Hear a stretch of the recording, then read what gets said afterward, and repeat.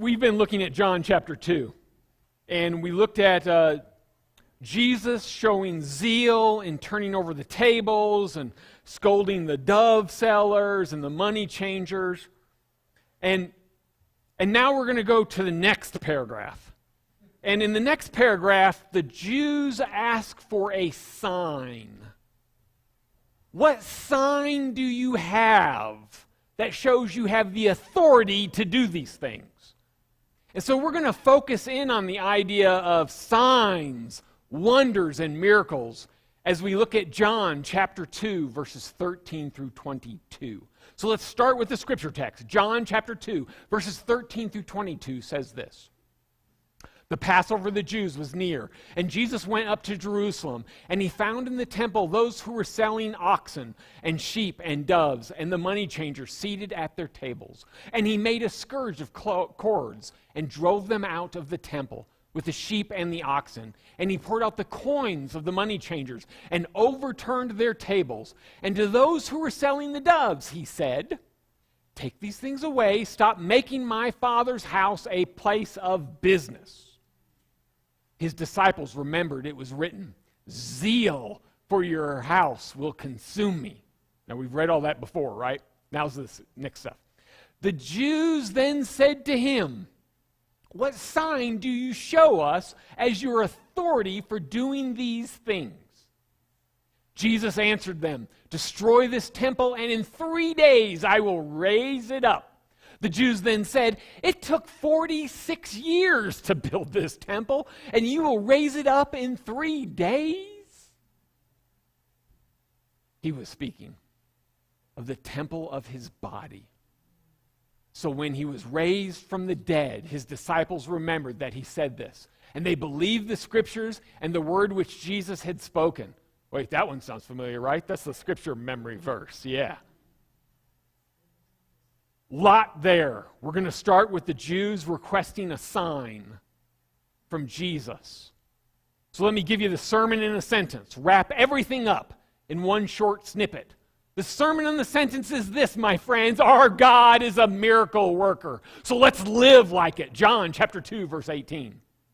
I believe in a biblical God, and a biblical God is mighty and is a miracle worker.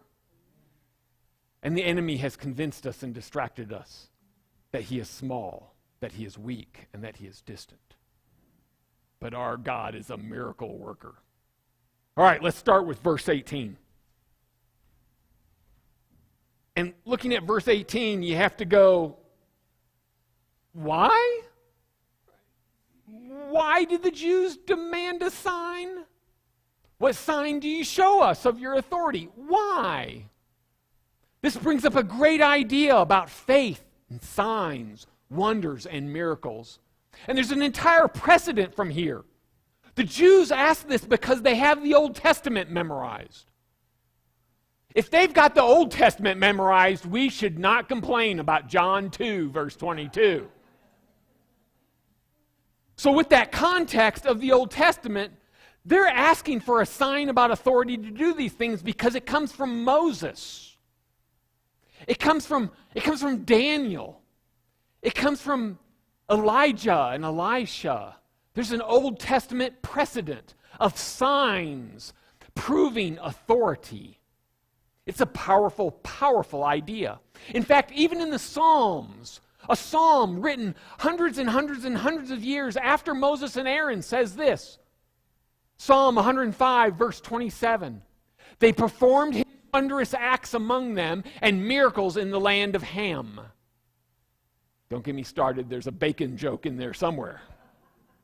You knew I was going to go there, right? You saw Ham, you went, he's going to say it. Something about caramelized glaze, something in there, yeah.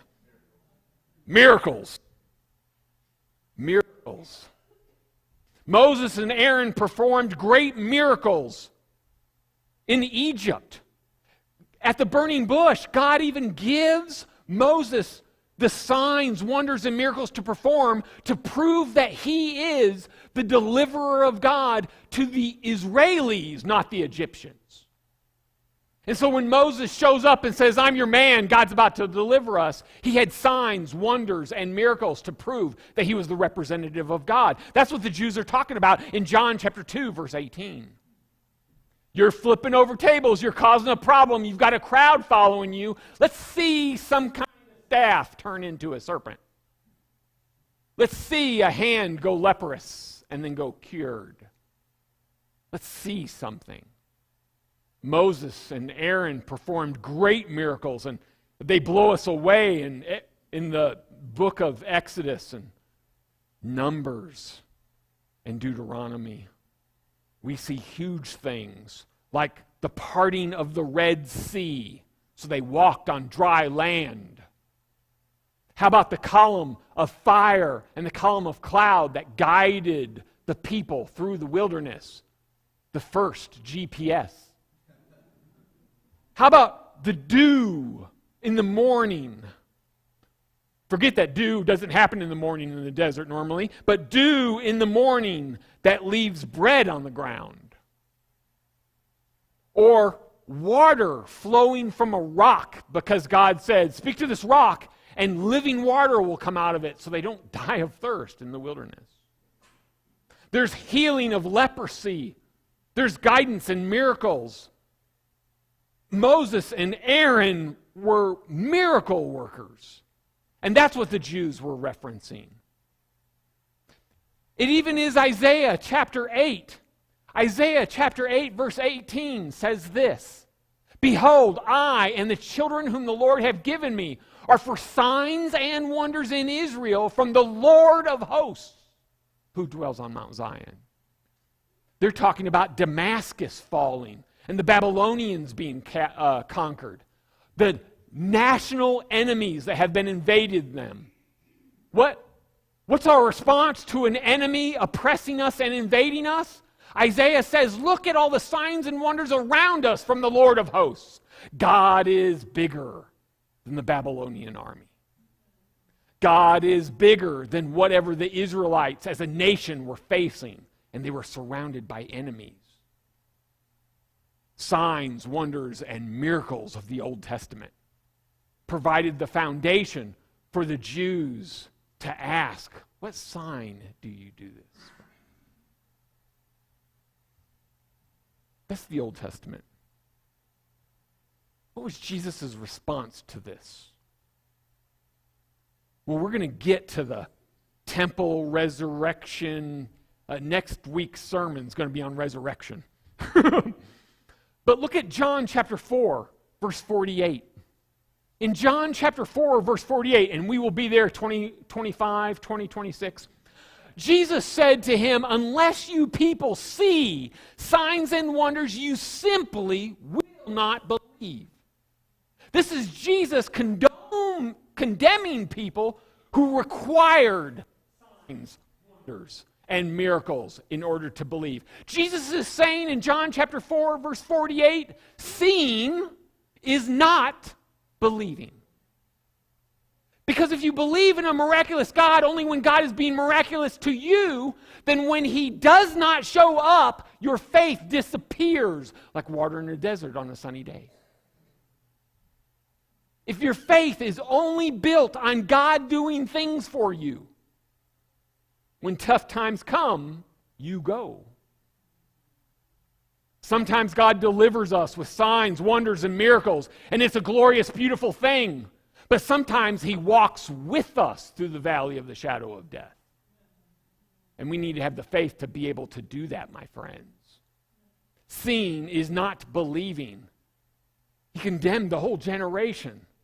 Why will you only believe if you see? How about Matthew chapter 13, verse 14? Matthew chapter 13, verse 14 says this. In their case, the prophecy of Isaiah is being fulfilled, which says, you will keep on hearing, but will not understand. You will keep on seeing, but you will not perceive. God will be busy around us, and you'll miss it. That was Jesus' words. Where's my sign? Where's my wonder? Where's my miracle? If you turn the TV off you'd hear and see me. If you'd quit spiraling out and complaining about the same three things for 45 straight minutes to the fifth person today, you would hear me. You will keep on seeing but not perceive. You will keep on hearing but you will not understand. Because you're just not paying attention, my friend. John 20. John 20. Speaking about faith and miracles, right? Jesus is talking about faith and miracles. John chapter 20, Jesus said this, because you have seen me, have you believed? Blessed are they who did not see and yet believed. He's talking to the people in the room who have walked with him for 3.5 years and have seen everything. He is talking to Thomas, who missed the first appearance of Jesus and said, I will not believe in the resurrected Jesus until I touch the scars in his hand. Unless I stick my hand into the wound on his side, I will not believe. And then Jesus showed up and he was dumbfounded and said, my Christ and my God. So in that context, Jesus says, blessed are they who did not see and yet believe. My friends, he is talking to me. He is talking to you. We did not get to walk with Jesus for 3.5 years during his ministry. We didn't get to camp on the side of the road, figure out what kind of sense of humor Jesus has at the campsite. We didn't get to see any of that. We didn't get to see it happen. And yet, my friends, you and I, we believe. He's talking to us, and he calls us blessed. We are blessed if we believe without seeing. Don't you want to be blessed? Blessed means receiving the goodness of the Lord. I don't need God to reveal himself to me for me to believe. I don't need you to agree with me for me to believe. I think if I was alone on an island with no one surrounding me, that I would still believe in a God I could not see, I could not hear, I could not read his word. I think the hole in my heart would scream, God is real, God is real, God is real, and God is there for me. And yet, he does show up. And he is a God of miracles, wonders, and signs. And it's a beautiful thing when it does happen. The Jews were right to ask for a sign. And Jesus actually provides them for a sign to receive. It'll just take some time, my friends.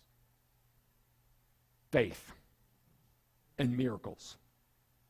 What could be the application from this? The application is personal. Do you need miracles, signs, and wonders to prop up your faith? If you do, let me encourage you that there is a deeper way. There's a higher road. And I pray that God will gift you with a faith that runs deeper than signs, wonders, and miracles. Let's not be the Jews. What have you done for me lately? Let's not do that.